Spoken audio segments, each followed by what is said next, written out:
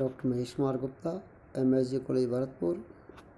आज हम BSc part 3 paper 2 complex analysis में एक नई टॉपिक की स्टडी करने जा रहे हैं। तो आज हम सम्मिश्र समाकलन कॉम्प्लेक्स इंटीग्रेशन पर फोकस करेंगे। तो देखिए, सबसे पहले हम ये जानने की कोशिश करेंगे कि सम्मिश्र समाकलन क्या होता है। पूर्व की क्लासेज में हमने वास्तविक फलन के समाकलनों को पढ़ा हुआ है। वास्तविक फलनों के समाकलन पर दो प्रकार से हम करते हैं, एक निश्चित समाकलन और दूसरे अनिश्चित समाकलन। तो देखिए, निश्चित समाकलन जिनकी सीमाएं निश्चित होती हैं और अनिश्चित समाकलनों के लिए सीमाएं अनिश्चित हैं। तो यहाँ वास्तविक फलनों के अनिश्चित समाकलन के सिद्धांत को सम्मिश्र फलन के लिए विस्तार पूर्वक विस्तृत ढंग से अध्ययन करेंगे। यदि सम्मिश्र फलन विश्लेषिक फलन हो, अर्थात FZ सम्मिश्र फलन जो दिया हुआ है, यदि वो विश्लेषिक फलन है, इस संख्या जो Z का वास्तविक फलन जो दिया हुआ है उसका अवकलन एग्जिस्ट होता हो, वही फलन विश्लेषिक फलन होते हैं। तो यहाँ हम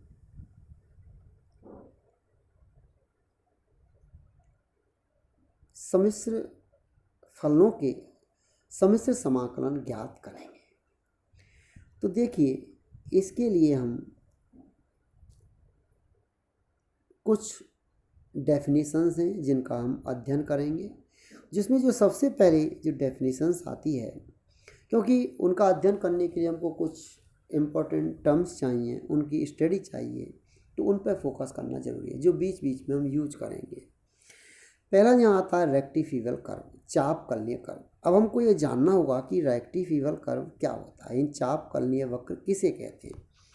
तो देखिए, जैसा परिभाषा में दिया हुआ है कि L कोई कंटिन्यूस वक्र है, समीकरण Z = xt + yt, alpha t β, तथा साथ में हमने ये भी माना जो अंतराल अल्फा बीटा है, इसको हम n-1 बिंदुओं t1 t2 and so on tn-1 जो कि निम्न असीमता को संतुष्ट करते हैं। जो हमने ऊपर इंटरवल माना था अल्फा बीटा कि अल्फा t β, उसी को हमने बाइफिकेट करके लिख दिया कि alpha t0 t1 and so on tn-1 tn β के द्वारा n उपअंतरालों tk-1, tk k 1 to n में विभाजित कर दिया।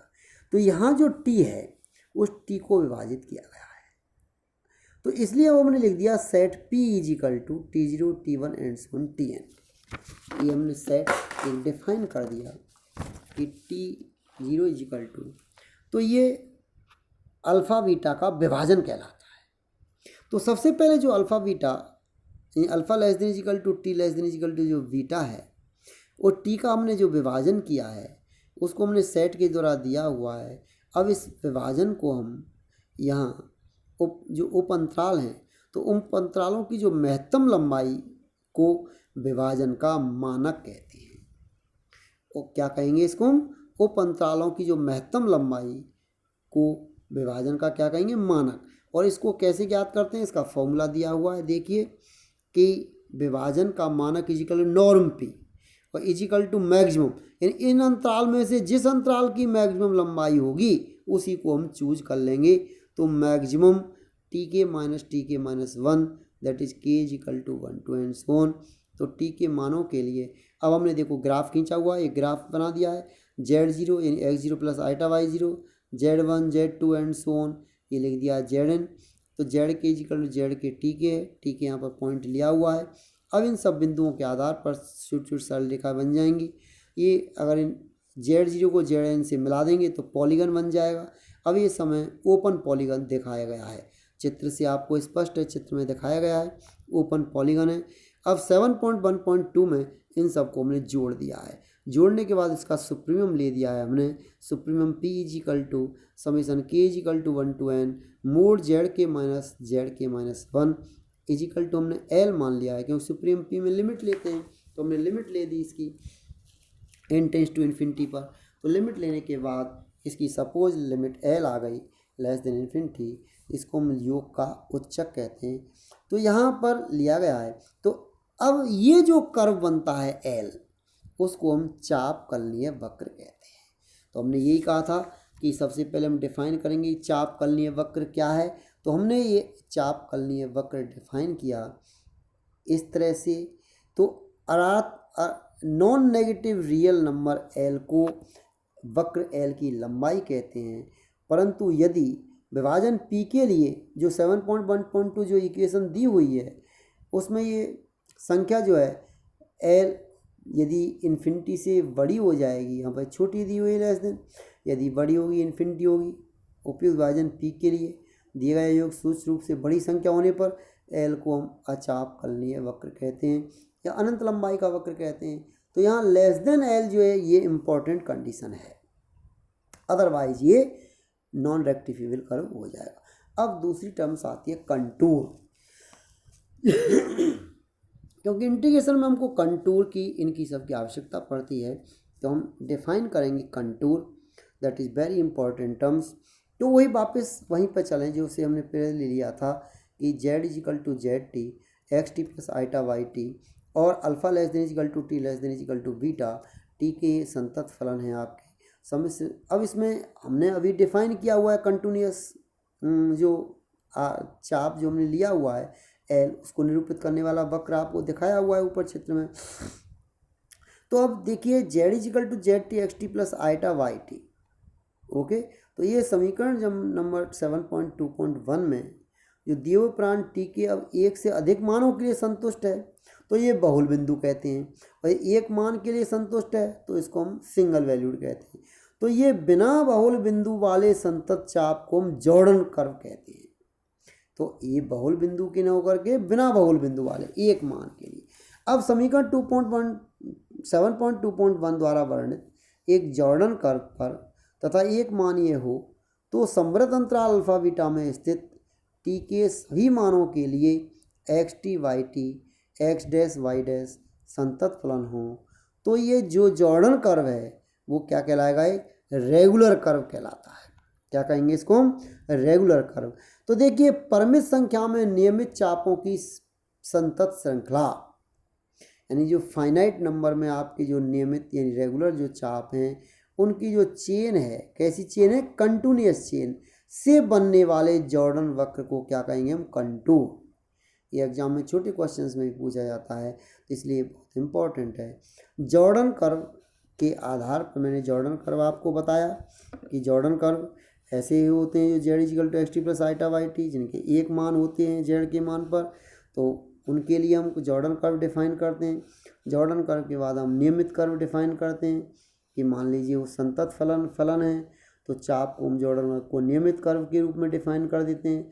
अब नियमित कर्व के जब रूप में डिफाइन करते हैं तो उसके बाद परिमित संख्या में नियमित चापों की जो संतत श्रृंखला है उससे बनने वाले जो जॉर्डन वक्र है को कंटूर कहते हैं। ये डेफिनेशन है। अब यदि कंटूर समृद्ध हो अर्थात अल्फा बीटा के मानों के संगत बिंदु संपाती हो तथा स्वयं के साथ प्रतिच्छेद न करता हो तो वह पीस वाइज स्मूथ कर्व होगा, जिसे हम समृद्ध कंटूर क्लोज कंटूर कहते हैं। आयत है, त्रिभुज है, तो ये इस तरह से हम इसको निकाल लेते हैं। अब जो हम जिस की बात कर रहे थे कॉम्प्लेक्स इंटीग्रेशन की, तो उसमें एक टॉपिक आपका आएगा कॉम्प्लेक्स लाइन इंटीग्रल, सम्मिश्र रेखा समाकलन। तो हम यहाँ स्टडी करेंगे कि सम्मिश्र रेखा समाकलन क्या होता है।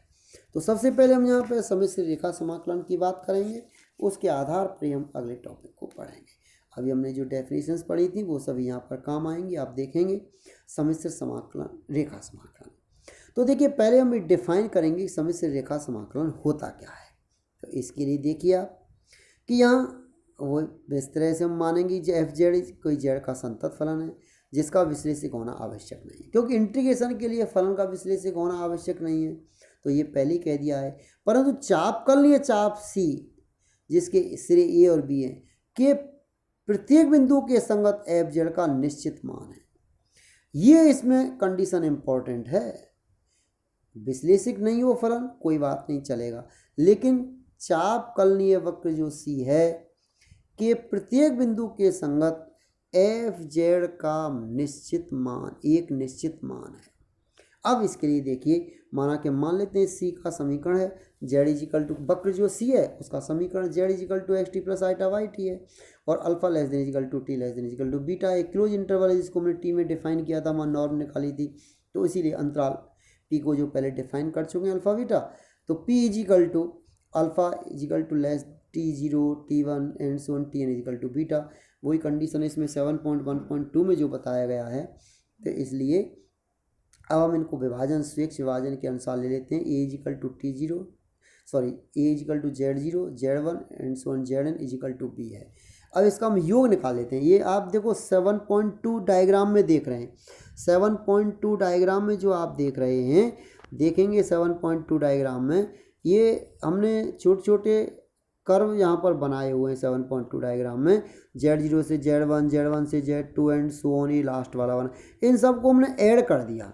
तो देखिए इनका योग ले दिया फंक्शन के साथ में, तो हमने इसमें ले दिया योग summation k equal to 1 to n F xi के ब्रैकेट में जेड के माइनस वन अंतराल पर, जहाँ एक्जाई के जो चाप है ये जो प्रत्येक जो छोटे छोटे चाप दे रखे हैं Z0 से Z1 Z2 इनकी बीच की लंबाई को अंतराल को ये शो करते हैं चाप में। ये एक्जाई के कोई बिंदु है इसका बीच का, तो उस बिंदु पर ही तो फंक्शन डिफाइन होगा। अब यदि प्रत्येक चयनित बिंदु एक्जाई के जो लिया हुआ है तथा प्रत्येक विभाजन, ये सारा विभाजन है, पी के लिए योग की जो सीमा राशि अद्वितीय हो जब n टेंड टू इन्फिनिटी हो, नॉर्म्स पी को जो डिफाइन करते हैं वहाँ जब सुप्रीमम लेते थे तो n टेंड्स टू इन्फिनिटी पर हम लेते हैं, तो इसलिए मैक्सिमम नॉर्म की डेफिनेशन लगाई गई है जो मैक्सिमम लेंथ लेंगे, अर्थात लिमिट p टेंड्स टू 0 हो, इसका नॉर्म्स क्या हो 0। तो फलन एफ जेड सी के अनुदेश ए से बी तक क्या होगा समाकलनीय होगा। तो यहाँ ये इम्पॉर्टेंट कंडीशन है कि हम यहाँ पर जो विभाजन की जो सीमा है, योग जो सीमा है वो एल अद्वितीय होनी चाहिए। कब? जब n टेंड्स टू इन्फिनिटी। इन जो ऊपर समीशन लिया गया है ये इसकी जो लिमिट है n टेंड्स टू इन्फिनिटी पर वो नॉर्म्स के अकॉर्डिंग निकालेंगे। तो फिर क्या होगा, ये I equal to integration over the contour C F Z D Z.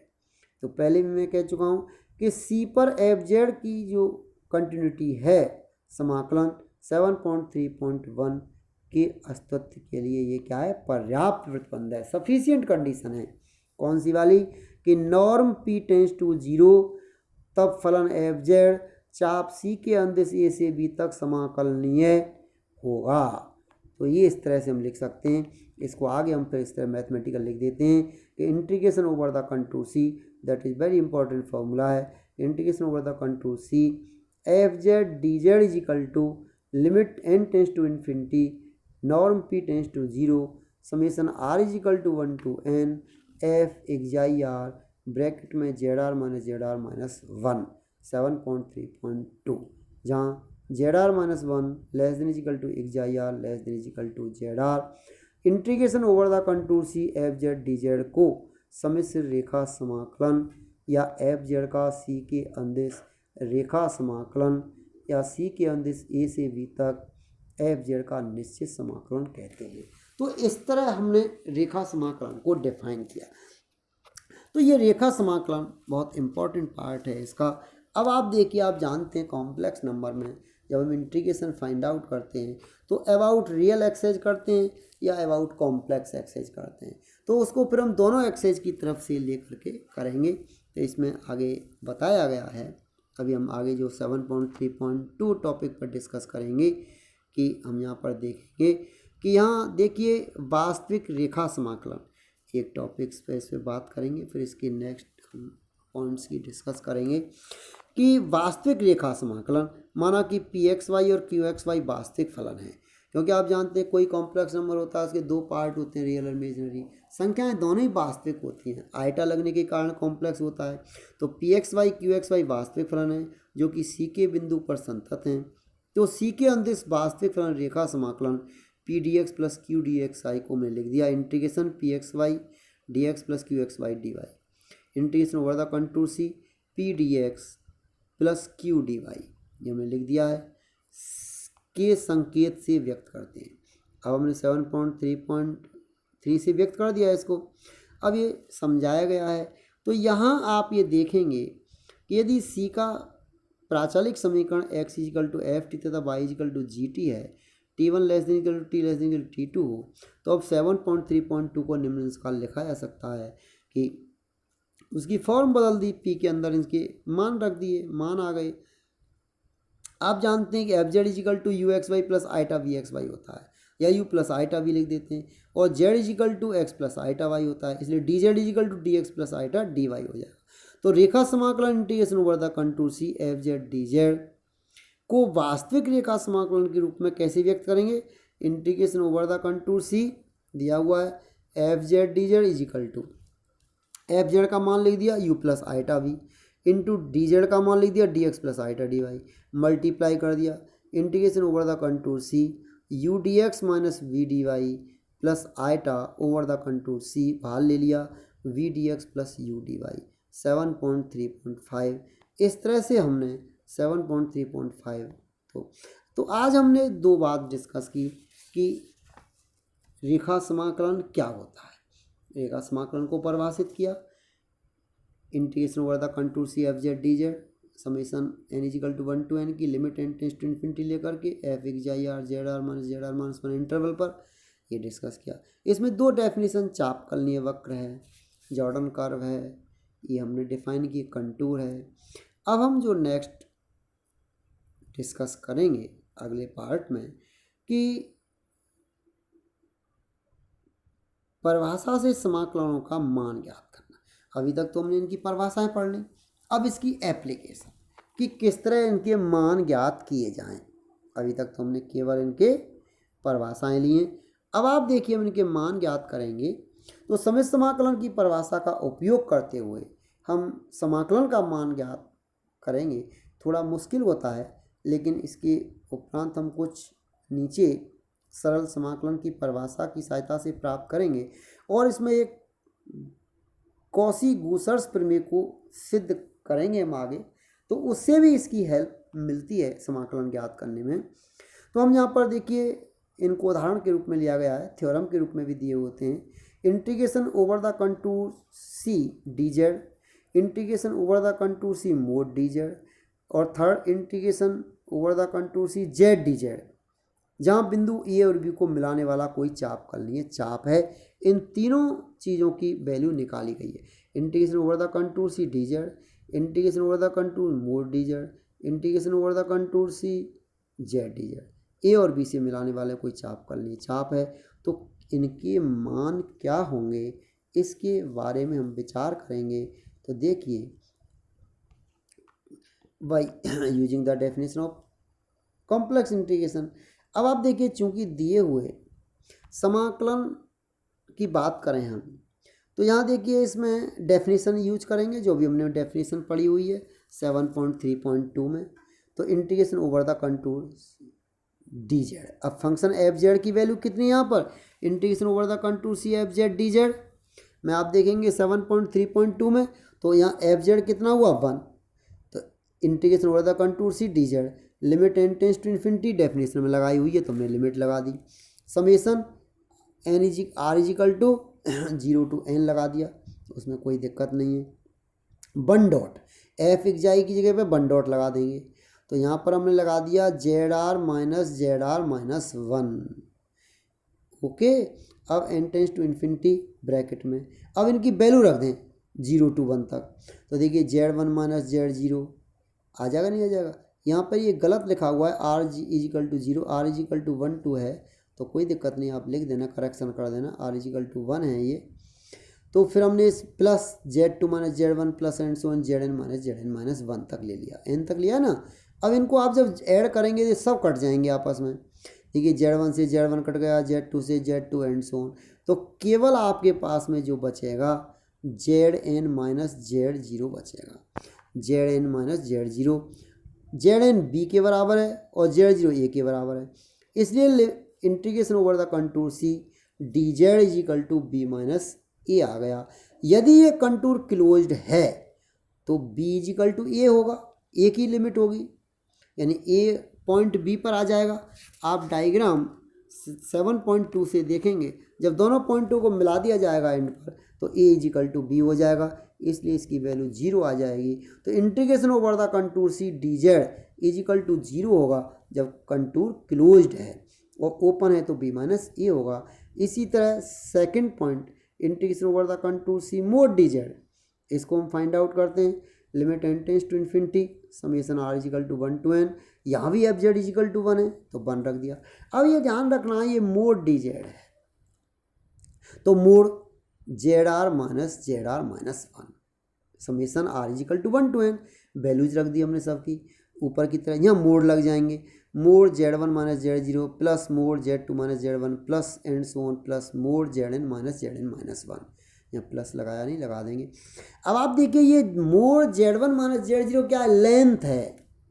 क्या है ये, लेंथ। जो कॉर्ड दी हुई है जीवा उसकी लेंथ है, आर्क पर जो जीवा दी हुई थी उसकी लेंथ है ये। तो जीवा Z zero Z one plus जीवा Z one Z two and so on जीवा Z N minus one Z N, यानी कॉर्ड, लेंथ ऑफ कॉर्ड हो गई। चाप और कॉर्ड, जब ये लंबाई आर्क बहुत छोटा होता है तो लगभग ये लंबाई दोनों बराबर होती हैं, तो इसलिए कर्व की चाप और जीवा की लंबाई लगभग बराबर हो जाएगी, इसलिए हम लेंथ ऑफ कॉर्ड को लेंथ ऑफ आर्क के बराबर ले लेते हैं। इसलिए limit N tends to infinity arc zero Z one and so on arc Z N minus one equal to क्या हो गया, ये जब ये सब ऐड हो जाएंगे तो पूरे कर्व की लेंथ हो जाएगी, नहीं हो जाएगी, चाप सी की लंबाई। अब देखिए चाप सी की लंबाई हो जाएगी विच इज इक्वल टू जो लेंथ है, एल है, ए है, जो भी है। Third integration over the contour C Z D Z, यहाँ एफ जेड का मान क्या है, जेड है, इसलिए एक जेड आर लग दिया, जेड आर माइनस वन।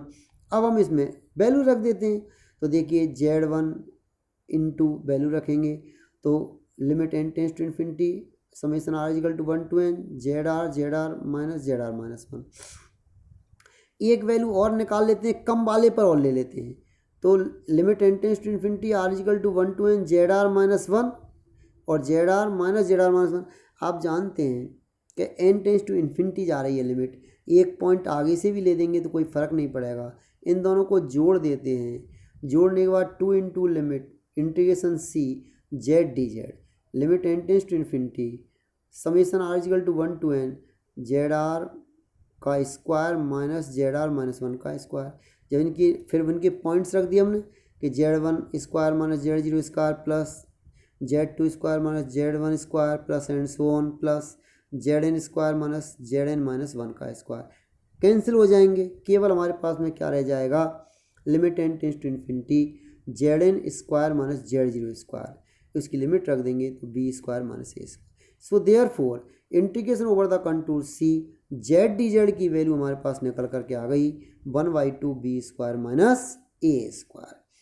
अब मैंने पहले आपको बताया यदि ये कंटूर क्लोज्ड हैं तो ए और बी पॉइंट कैसे होंगे, संपाती, कोइंसिडेंट हो जाएंगे वहीं पर। तो integration over the contour C D Z zero होगा, integration over the contour C Z D Z zero होगा, और वो तो मोड लेंथ है, वो वक्र की सी की लंबाई आ जाएगी। इस तरह से हमने आज यहाँ पर एग्जाम्पल के द्वारा भी डेफिनेशन के द्वारा सीखा कैसे कॉम्प्लेक्स इंटीग्रेशन। तो ये तीनों ही ए 1 2 3 जो है इम्पॉर्टेंट हैं कॉम्प्लेक्स इंटीग्रेशन फाइंड आउट करने के लिए। और नेक्स्ट टॉपिक में हम समय समाकलन का मापांक absolute value of complex integration की स्टडी करेंगे। आज इसको आप पुनः पढ़ें। कहीं कोई प्रॉब्लम हो तो आप मुझसे व्हाट्सएप पर डिस्कस कर सकते हैं, फ़ोन पर भी डिस्कस कर सकते हैं। ओके।